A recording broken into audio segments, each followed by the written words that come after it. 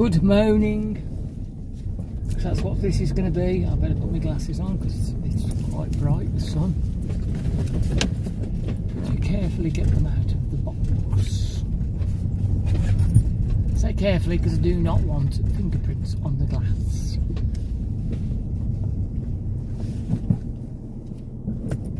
Thank you. I need your clothes, your boots and your motorcycle. Ooh, lots of colours. So my phone's got weird, pretty colours because I've got polarising glasses on. Yeah, morning, moaning. Good moaning. Yes, I'm going to moan. I'm going to moan.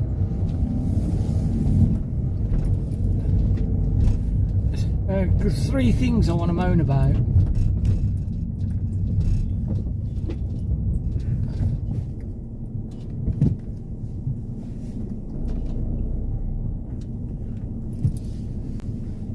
I wonder how many other people would have done that.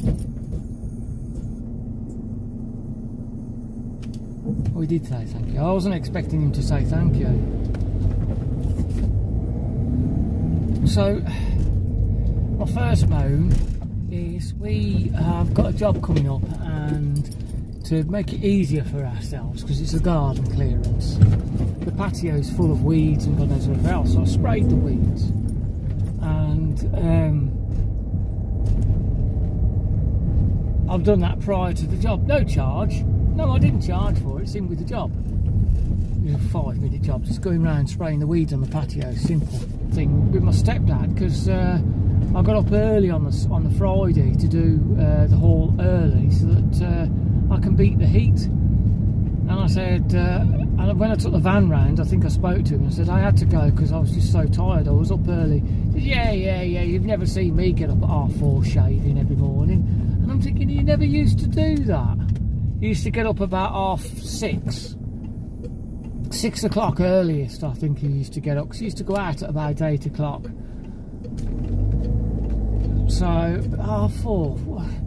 I don't think it really. And then I thought, okay, even if he did get up at 4:30, he had a desk job. That was his job, a desk job. He's never done a day's work of proper graft in his life.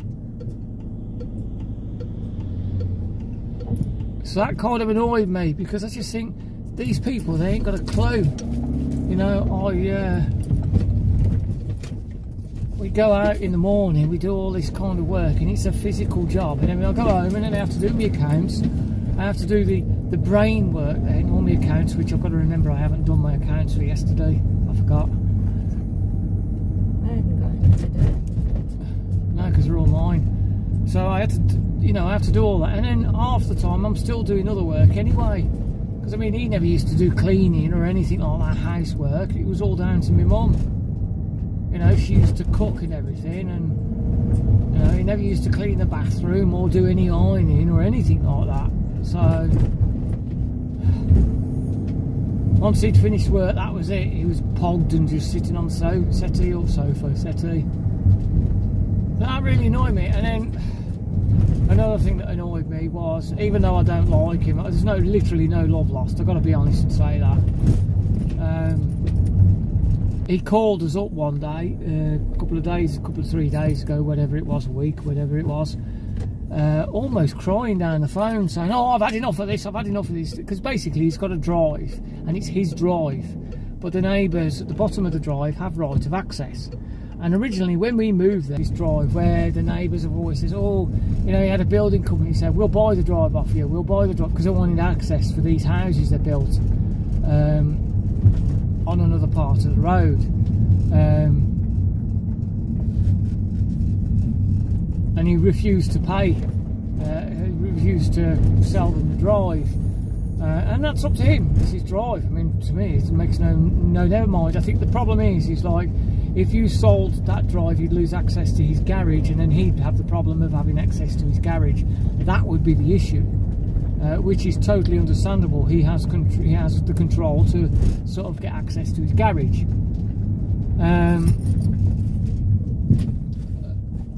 Because the thing is, technically the neighbours could buy half the drive, which would not affect him whatsoever. But why would they buy half a drive? They still have the same problem. So it's a little bit of a bone of contention.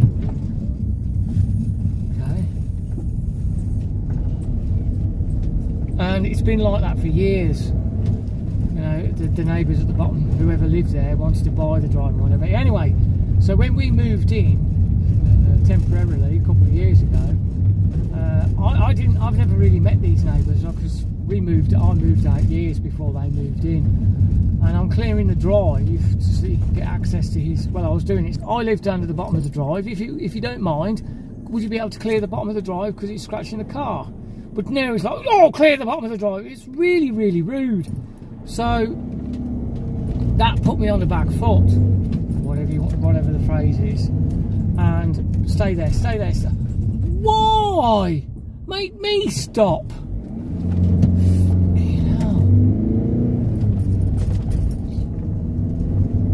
I should have carried on. See, that's the thing. That's the type of thing that neighbour would do. Anyway, so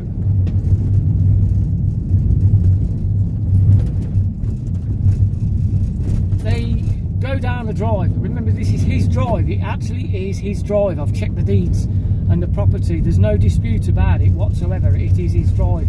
They know it's his drive. They've even got a gate separating the drive from their property. So, you know, they know it's his drive. So they go down every now and again and clear all these trees. Now, the annoying thing is, in the past, I've actually planted stuff down there to make it look nice. Wildflowers and stuff like that. Not the trees. Yes, there's buddleia and holly and everything that needs cutting back every now and again. But they would do it. And I just think, well, yeah, but it gets to a point where they're not just cutting back. They're really hacking it back and making it look a mess. And I said, when we were there, that's what and I said, what are you doing? He said, well, we're cutting it back. And I said, this is his drive, you can't do that. So, well, it's scratching our cars, and they complained about scratching brambles. There's brambles scratching their feet. And I looked and I thought, what are you doing, walking in the side of the bloody drive or something, into practically alongside the fence? You walk at the centre of the drive, or at least where from the width of a decent width of a car, you're not going to get anything. They must have literally been walking at the side of the car as they're going down. That's the only reason they would get scratched by brambles. And even then, they'd have to go into the undergrowth at the side. It's a bit like this road. Anyway, so he calls us up and he's having a bellyache about the drive again. I've prepared. I'll go down and I'll spray it. I'll spray everything. And he comes running out. I said, what are you doing? What are you doing? And I said, I'm spraying everything, getting it ready because we're going to clear it all. He wants it all cleared now. I said, yeah, but you can't. What about the first thing was his dog, because he was. You know, they've walked up. I've seen them walk up and down that drive loads of times. Not once have I seen them walk with a dog. And all of a sudden, they have a dog complaining, saying, well, you could kill our dog.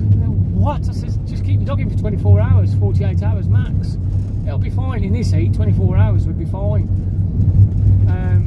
He says, and then he said, oh, yeah, but you're clearing the stuff that we've maintained. I said, 82. I'm 82 years old. This doesn't matter. He's over 80 years old. These guys are in their 40s, early 50s, and bullying an old man who can only just about bloody walk. Because we don't live there anymore. I don't know what's going on. I don't know what he says to them or anything like that. And I just think it's absolutely disgusting how some people are. He would say it to other people, but not to them. Because he wants people to think he's a really nice man. Kids in this day and age, I really wouldn't. Because people are fucking more selfish than they ever are. They really are selfish. And the worst thing is, unfortunately, you know, if you're in your 20s, you are not ever going to understand. You see, I hear people going, oh, fucking boomers and all this stuff.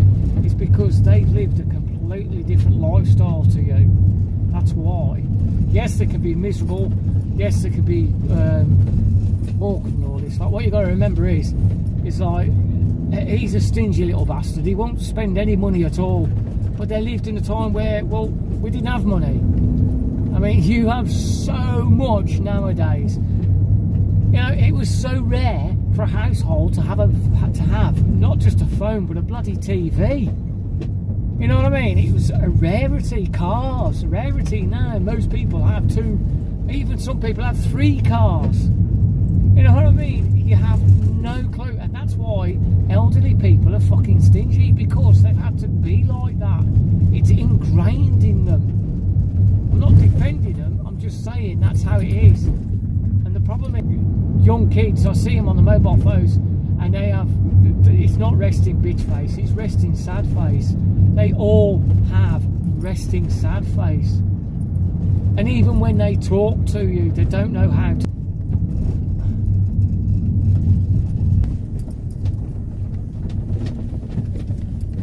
Oh, really? I was thinking, maybe what Bob should do is put... Yeah, I've been like, whoa, hold on a minute, calm down a bit. And if I was living there, if I was living there, I'd reinstall the gates. Because I think what they would... They'd either say, no, you can't get access, which I don't know if that would be legal or They not. can't, because... But he has got access to the house. So there's the problem. He's got access to his house, not his garage. He wants the drive kept with the house. The other reason